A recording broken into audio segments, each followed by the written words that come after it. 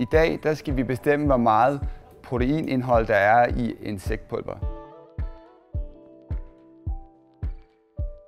Jeg synes, det her undervisningsforløb er virkelig spændende, fordi at det relaterer meget til vores hverdag, og det vi alle sammen grund at snakke om, altså vores klima er rimelig presset.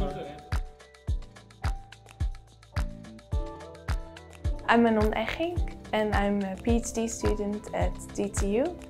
I'm investigating the use of black soldier fly larvae meal in fish feed as an alternative protein source. We want to make fish feed more sustainable.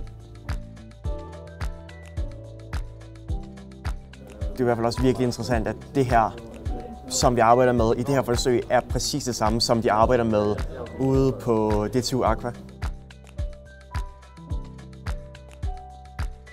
Man kan pludselig se, at ens undervisning godt kan bruges i den virkelige verden.